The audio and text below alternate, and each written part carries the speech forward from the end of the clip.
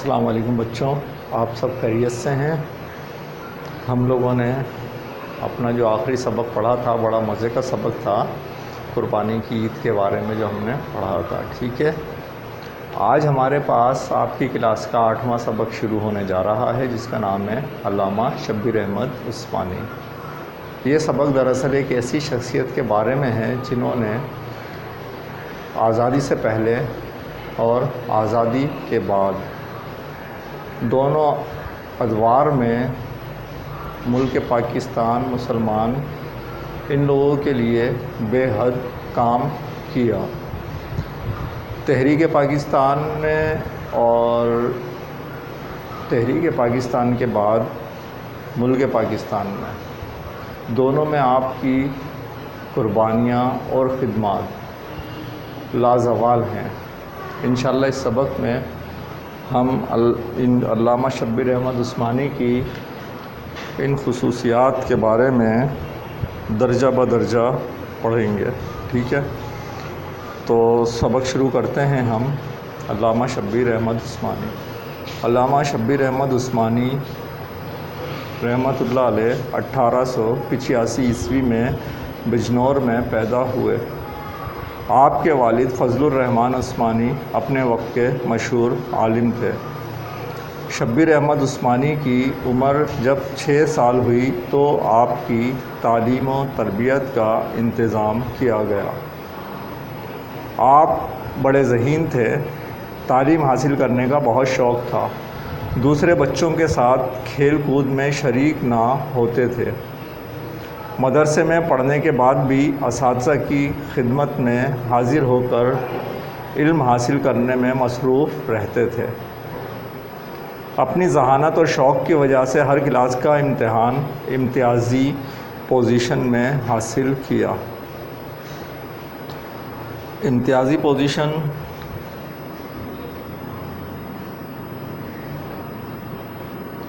ایک تو یہ ہوتا ہے کہ آپ کے پاس جو پیپر ہوئے ہیں اس میں جو آپ نے نمبر لیے وہ اتنے ہیں کہ آپ اس میں پاسنگ مارکس لے رہے ہیں، اور ایک یہ ہے کہ جو اس سے اوپر درجے میں طلبہ نمبر لے رہے ہیں وہ، اور ایک سب سے اوپر درجے میں جو طلبہ نمبر لیتے ہیں اس کو آپ کیا کہہ رہے ہیں، امتیازی پوزیشن۔ سب سے اوپر آپ سب سے الگ نمبر لے رہے ہیں، تو یہ کیا امتیازی پوزیشن یا سب سے اوپر والے 2-3 بچوں میں آپ کا شمار تھا، ٹھیک۔ ایسی پوزیشن کو ہم کیا کہتے ہیں، امتیازی پوزیشن۔ ابتدائی تعلیم مکمل کرنے کے بعد مزید تعلیم کے لیے دارالعلوم دیوبند میں داخل ہوئے۔ یہاں بھی آپ نے پوری محنت اور لگن کے ساتھ تعلیم حاصل کر کے اور امتحان میں امتیازی پوزیشن حاصل کی۔ تعلیم مکمل کرنے کے بعد آپ پہلے مدرسہ فتح پوری میں استاد مقرر ہوئے۔ 2 سال بعد آپ کو دیوبند بلا لیا گیا۔ دیوبند میں آنے کے بعد آپ دارالعلوم دیوبند میں پڑھانے لگے۔ اپنی لیاقت اور قابلیت کی بنا پر اس ادارے کے صدر مقرر ہوئے۔ آپ نے اپنے دور میں اس ادارے کی ترقی کے لیے بڑی کوششیں کیں۔ یہ جو دیوبند کی یہاں پر بات ہوئی ہے، یہ دارالعلوم اس وقت کے گنے چنے بڑے دارالعلوم میں ایک تھا، اور ہمارے بڑی بڑی شخصیات نے یہاں سے تعلیم حاصل کی ہے۔ آپ بہت بڑے عالم دین تھے۔ دینی خدمات کے ساتھ ساتھ آپ نے سیاسی میدان میں بھی اہم خدمات انجام دیں۔ خصوصاً بر صغیر کے مسلمانوں میں مذہبی اور سیاسی شعور پیدا کرنے میں آپ نے اہم کردار ادا کیا۔ اس زمانے میں بر صغیر پاک و ہند کی سیاسی صورتحال میں بڑی نمایاں تبدیلی رونما ہو رہی تھی۔ ایک طرف دیوبند کے علماء کی علمی، ادبی اور دینی سرگرمیاں عروج پر تھیں، اور دوسری طرف کانگریس اور ہندوؤں کی چال بازیاں تھیں۔ مسلمانوں کا ایک گروہ بھی کانگریس کا حمایتی اور مسلم لیگ کا مخالف تھا۔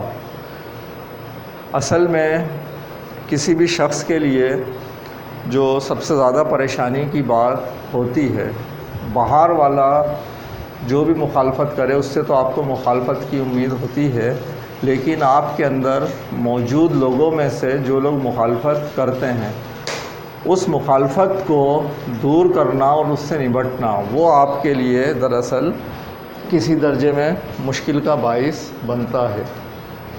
یہاں تک ہم آج کا لیکچر رکھیں گے، اور ہمارے پاس آج کلاس میں کرنے کے لیے کام ہے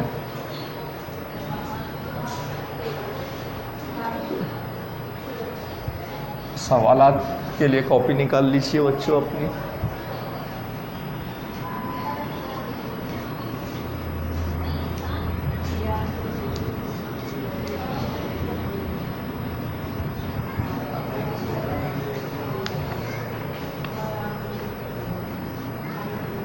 آج کا پہلا سوال،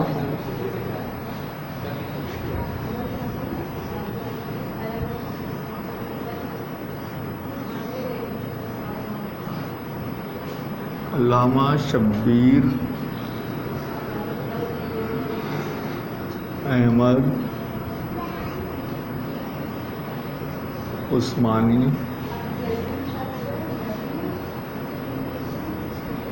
کس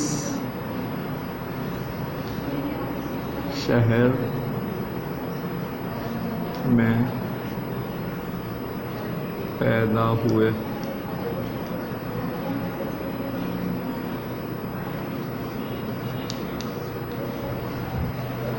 ویڈیو روک کر جلدی سے اس سوال کا جواب لکھیے۔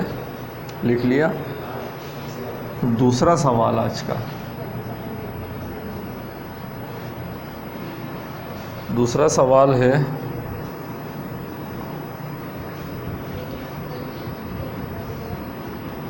آپ نے ہر جماعت کا امتحان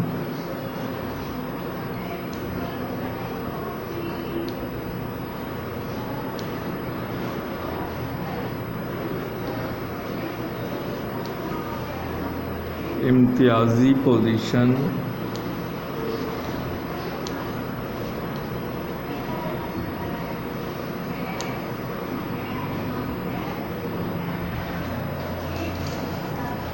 میں کیوں پاس کیا؟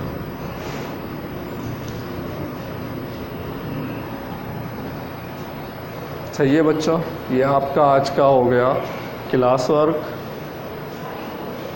اب آپ کے پاس ہے ہوم ورک۔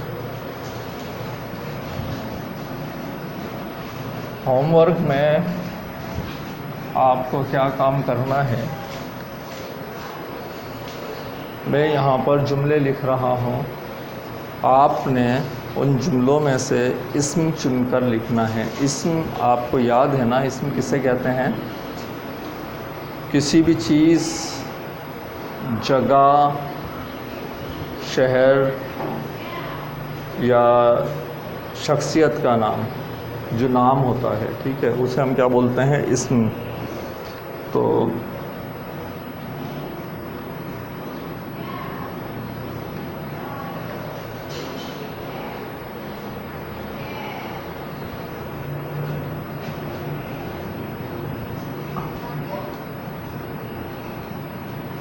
ہوم ورک،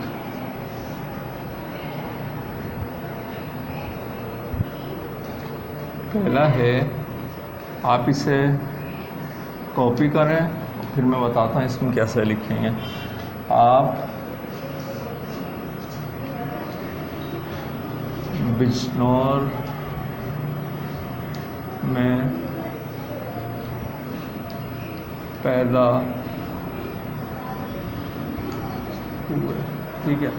یہاں پر آپ لکھیں گے جملے، اور یہاں پر جو ہے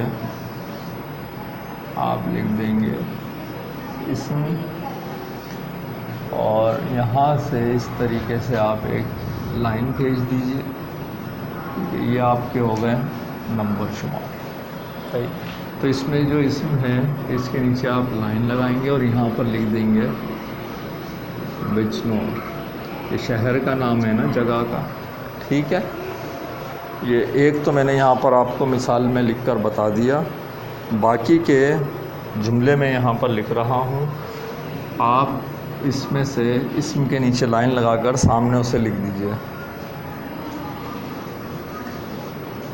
مزید تعلیم کے لیے دیوبند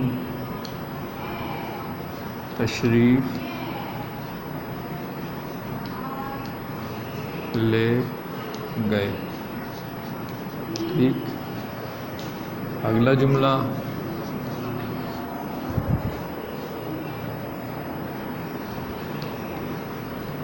ان کی تنظیم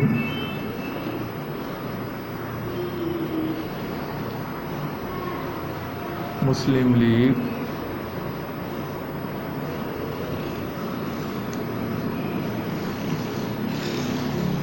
کی خیر خواہ تھی.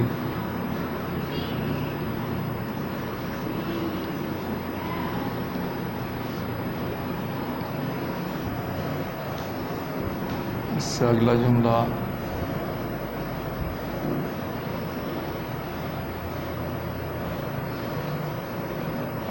انگریزوں نے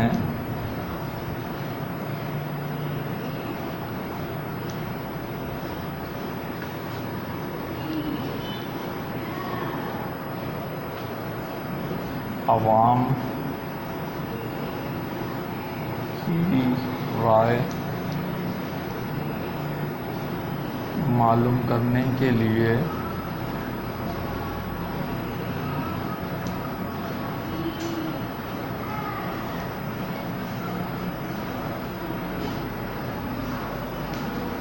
ریفرنڈم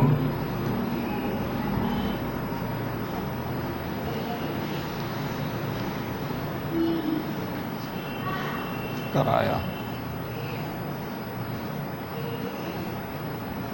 ٹھیک ہے.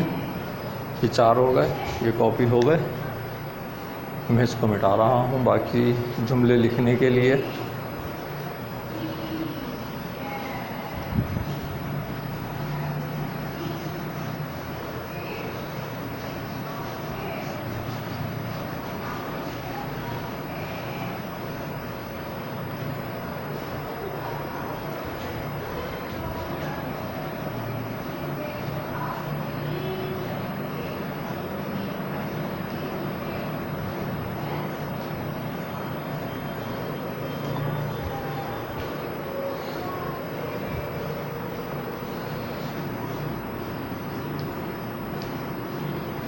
قائد اعظم نے آپ کو اہم ذمہ داری سونپی.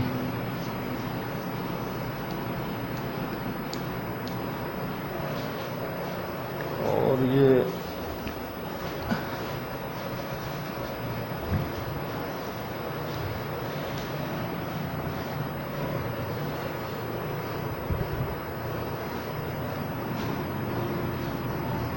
اتحاد کی راہ میں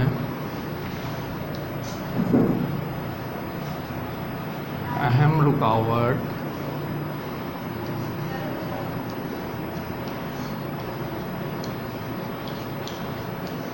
گائے کی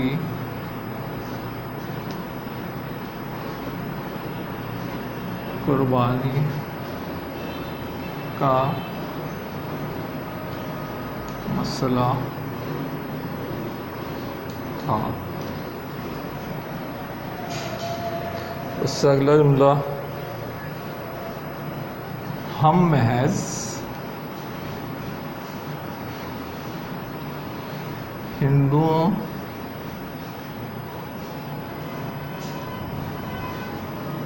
کی خوشنودی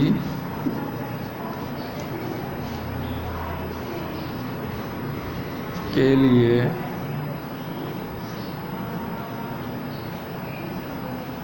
حلال کو حرام قرار دیں۔